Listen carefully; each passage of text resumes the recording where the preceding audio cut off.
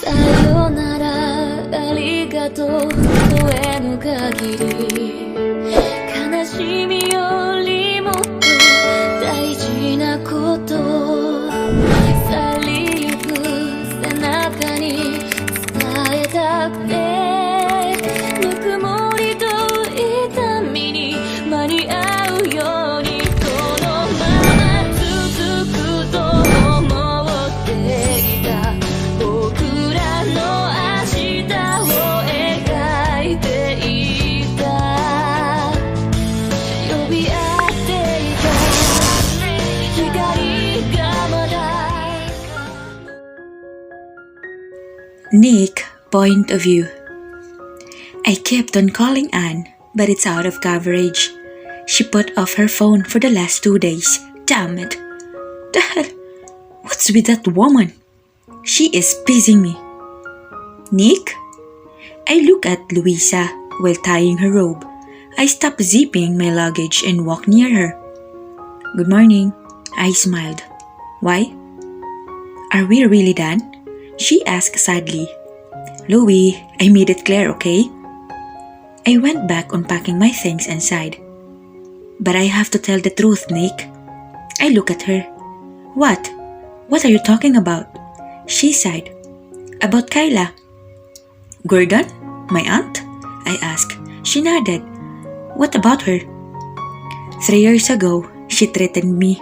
If I won't leave you, she'll kill my family.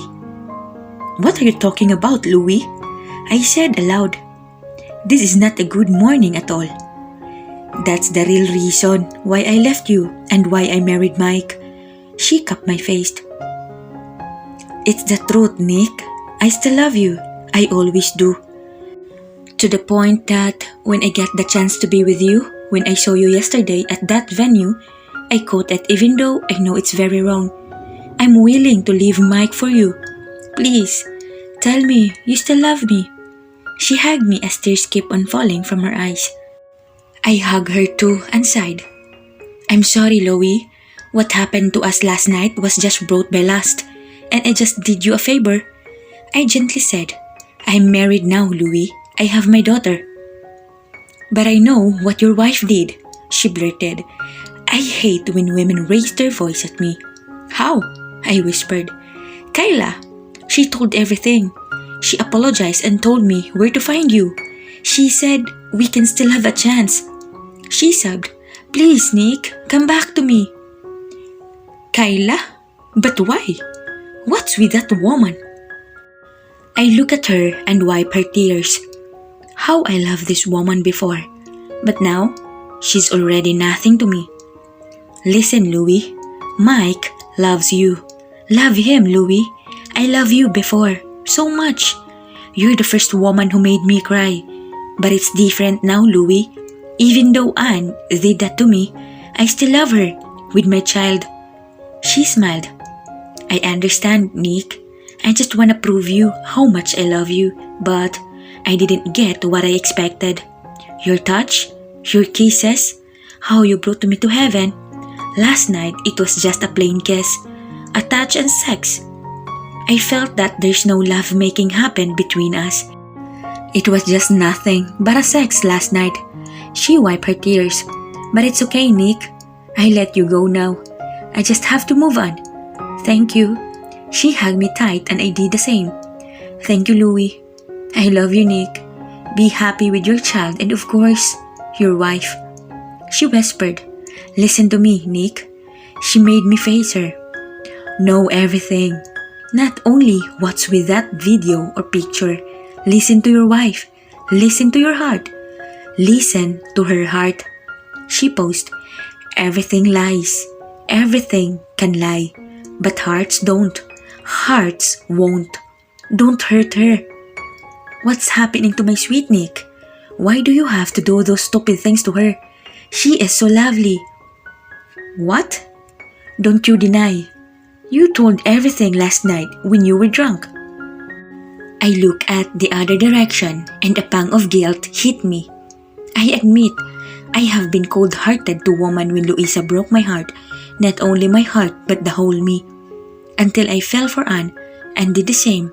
But last night, I tried to find my love for Louis, but all I found was for Anne. I just proved to myself that it is really Anne whom I love now. Nick? I get back to reality and look at Louis again. It's not yet too late, Nick. Show her how much you love her. Remove all your anger and wrath. Because of me, I know why you are like that. And now, I ask for forgiveness. Please, trust us again. Trust women again, Nick. We might hurt men sometimes, but we don't do it for our own because we always have reasons. Nick, go home. Go home for your wife and child. Anne loves you as much as I did because she keeps on fighting for your marriage, for her love for you. She's very strong to take every slaps from the man she loves. She is right. Anne could just leave me and have a brand new start. Her parents are dead and she has the money from her parents, so why stay? It's because she loves you that much, Nick, you stupid moron. I quickly kissed her cheeks. Thank you so much, Louis. I went back to my things and quickly finished packing it. Bye, Louis. I have to go. Fix my suit, please, I said and ran to the door. Bye, Nick. Love you, she shouted back. I have to go back to my family. Now I realize something that made my life tremble. Regret. Anne, I called out the moment I stepped out of my car in our yard. It is 8:30 in the evening here and all lights are on. Maybe she's waiting for me. Maybe they are waiting for me. I immediately ran to our door with a wide smile. I quickly opened it. Anne? Zarn? Baby, I'm home. I did not finish what I have to say when someone punched me hard. Dad? I asked while trying to get up. Why? What's happening? I do not know why I am this nervous. I feel something bad and emptiness. Sa kabilang banda, on Alexandria's point of view, I am all worried while we were waiting for Nick in this house. Dad, Mommy Nath, and Chris are waiting for him. And good thing, he's here. Bad thing, he got punched. You don't know? Dad shouted at him and held his collar. Your wife's gone. They left. She left with Zarn. We just watched Dad shouting at Nick's face. If Dad's angry, do nothing but listen. I saw how my brother had a tear on his left cheek. No, it's not true, Dad. They're here. My wife's here, waiting for me. He tried to smile but still, he cannot hide the loneliness. You're a jerk. Dad again punched Nick, but Nick immediately got up and went upstairs. We followed him and afraid that Dad will strangle him there. Anne? He shouted with his voice cracking. Zarn! Baby! I'm home, Anne! He opened their room's door and no one's there. With his tears falling, he went to the walk-in closet. No! Maybe they're at my baby's room. He again insisted and about to go there when Chris pushed him back. Mom hugged me while watching them. They are being physical. Alam kong gago ang kapatid ko, but he is still my brother, who is weak when hurt inside. Shit, Nick! Can't you understand the word left? Chris bursted. They're gone now!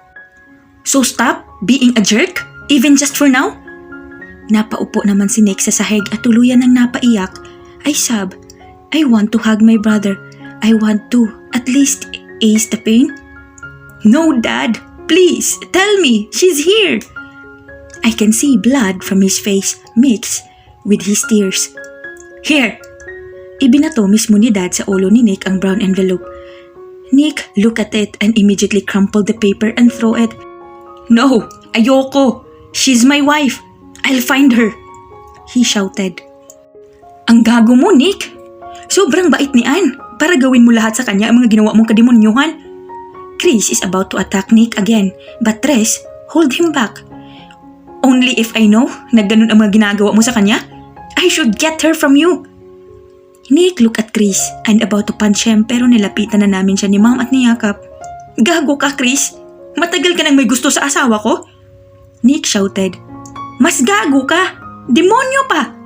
Ang kapal mong sabihin na asawa mo. mas grabe pa sa hayop kung ituring mo siya ah. Oo, aminado ako, pero nagsisisi na ako. Mahal na mahal ko siya. Tanga, ngayon pang wala na siya sa'yo? At kahit kailan, sisiguraduhin kung hindi ka na niya babalikan. Kuya, tama na.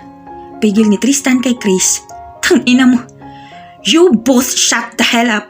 Sigaw ni Dad na nagpatigil lahat sa amin. Hayaan nyo na yung bobong yan. We're going home. Matigas na yung sabi at saka umalis na. Sumunod na rin si Chris at Tristan sa paglabas. Mom, please, tell me, where is Anne? Nick pleaded while his tears are falling. I need her. I need them. He shook his head and wiped his face with his hands.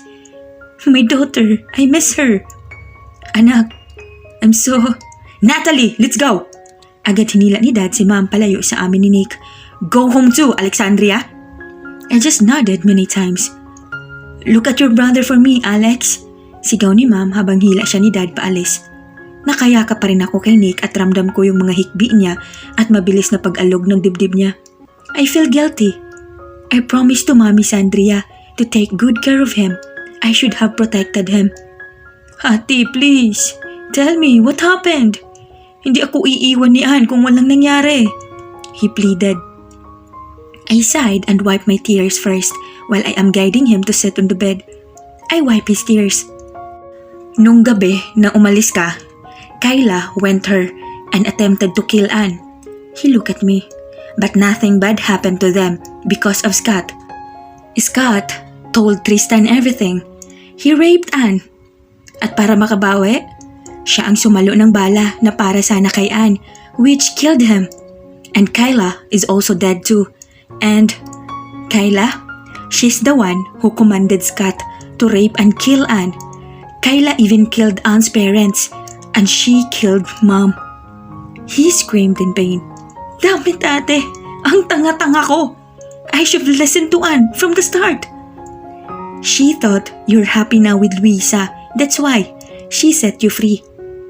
Hindi, ate. Hindi ako papayag. I'll find her. Them. I have to ask forgiveness, even if it will cost my life. Ang tanga-tanga ko. He cried louder. I hugged him tighter. Shh. Enough, honey. Enough. Only time can tell your both future in your story. Don't lose hope, honey. He keeps on crying. I wanted to tell him where Anne is because it really hurts me seeing my brother like this. But at the same time, I want him to learn. Samantala, sa kabilang banda, Nick, point of view. What? I shouted madly as I stood up. What do you mean you still can't find information about my wife and daughter? Sir, we really can't. We've done everything, he said while looking down. You're such a bullshit. I'm paying you with so much bucks and you still find nothing? I thought you were the best. I'm so sorry, sir. We'll do better. You should. I cut his words. Yes, sir. Get out, I coldly said as I tiredly sat down on my swivel chair. I just watched him leave my office. Baka kung anong magawa ko kung nandito pa rin siya. Fuck it. It has been months since they left. My daughter's birthday is approaching. The same as my wife's. I always hope that one time I will hear her little voice again while laughing. That little girl's voice that brings color in my life. I am craving so bad for it. No word can explain how I miss them. My wife, her smile, touch, and smell. I miss her so much. It haunts me every time I think of how she takes good care of us, how she loves me. I wipe the tear that fell as I stare at their beautiful faces on this framed picture on my desk. Now that they are both gone in my life, I feel like a worthless jerk, which is true. Please, umuwi na kayo sa akin ni Mommy, baby. Kung sana nakinig ako sa kanya at ipinaramdam ko yung pagmamahal ko sa kanya noon, sa kanila, sana nandito pa sila. Sana mahal na mahal pa ako ni Anne. Sana nakikita ko pa rin ang little angel ko. I did not suppress my tears anymore and let all emotions pour on every single tear. I held the framed picture on top of my table and gently caressed it. Please, come back, baby. I sobbed and wiped my tears again, but they kept on falling. I so much miss you and my princess. Come back, my love. I whispered and stood up and packed my things. Life's nothing but a torture. Hey bro. Joshua greeted the moment he saw me at the doorstep. I smiled weakly at him and just went to the dining table inside JC's penthouse. Whoa, man, you fine? Luke asked. What do we expect? Of course not. Justin said worriedly. So tell me. He sat beside me.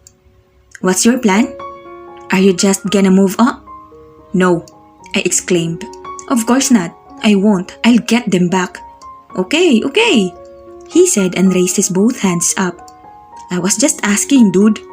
Hey, chill, man. We're here to drink and celebrate. Christmas is coming, JC said happily. And my daughter's birthday, I said sadly. Luke dropped his arm around my shoulder. Come on bro, cut the drama. Alam mo naman na last day na natin to before we go back to our own places after Christmas. JC told me that we will have a reunion, us cousins. I did not like it at all but he was so insistent so I had to come. Tristan and Chris gonna come? Justin asked JC. Only Chris. Tristan's at Denver, JC said and put down our drinks. Speaking of Chris, what's with that womanizer now? Joshua chuckled. I heard he's always out of the country. Yeah, maybe he's being serious now if he has a girl, Luke said. Someone he bewitched? How unlucky the woman, Joshua said while chuckling. What do you think, Nick? JC asked. I shook my head. Hell, I care. New York's from Hollywood, where that idiot lives, I coldly said and opened my drink. I still cannot remove my hatred towards him. I do not know if it is because of what he said to me the day I found out Anne had gone far, or maybe something strange. I do not know. We all looked at the main door when it opened and an idiot came in. Did I miss anything? He confidently asked with his arm wide open. I just went back on looking at my drink. Chris, the womanizer! JC shouted and went to him as the three idiots follow. Yo! Missing the great? Pagmamayabang pa ng hinayupak na to. Ha? Fucking the great! Empty boastful! Luke punched his shoulder. They just all laughed so I shook my head. Rome neck, the broken! He said, mocking the demon out of me. Still miserable? He smirked. I intensely looked at him and tightly gripped the bottle. So, I heard that you don't have flings now. Luke took off the tension and rested his hands on my shoulder.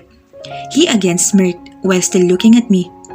Yeah, and I assure you, you'll all get jealous if one day I introduce the girl I'm courting as mine. He winked at me like he was saying something. Whoa, really ah? Maybe us, but not Nick. Joshua looked at me. Yeah, he still has Anne in his heart, obviously, Justin said. He chuckled. You're wrong, bro. He will be the most jealous one. What are you talking about? I asked and glared at him. Nah, you'll know it soon, Nick. Very soon.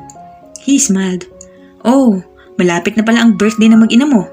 Sad. I really want to punch him hard right now. Pinapamukha pa niya na wala na sa akin ang mag-ina ko. So tell me, Nick, how do you feel right now? He continues pissing me off. Does it feel great to lose a perfect wife and a loving daughter? That's it. I immediately stood up and punched him really hard, which made him kiss the floor. Agad naman akong inawat ni Luke at Joshua, while the rest went to help the fucker. Bro, enough, hey! Luke said while holding my arm. Tama na, ano ba naman kayo? Joshua shouted with irritation too. I did not bother answering them. I can feel my heart beating so fast because of anger. I gritted my teeth more when I saw him chuckling. Guilty much? He smirked. Ano ba, Chris? Tumigil ka niya, punyeta! JC shouted desperately. Totoo naman, ano Nick? Ang sakit, di ba? Kasalanan mo yan. They do not deserve someone like you. Chris shouted again at me. Enough, Chris! Masasapak na kita! Justin warned him. I shook my head and tightly closed my eyes. I know, I whispered. I know I was a jerk. But you do not know how hard it is right now for me to live. I am half dead. So, do not even think that you know what I am feeling. If this is my karma, so be it. And it rubbing it on my faces satisfies you? You are close of being a jerk like me. I wipe a tear that fell and left. Happy birthday, baby, I said, almost whispering to my baby's picture while tears kept on falling. Advance happy birthday, my wife, and I caressed my wife's picture as well. I wipe my tears and look at the ceiling. It is Christmas Day, but here I am, alone and miserable, inside our house where I last saw them. It damn hurts how empty this house had become. I hope I can bring back time. I hope I can buy time. I already let myself crying out while hugging their pictures. I promise they will have the best of me once I see them. I love them.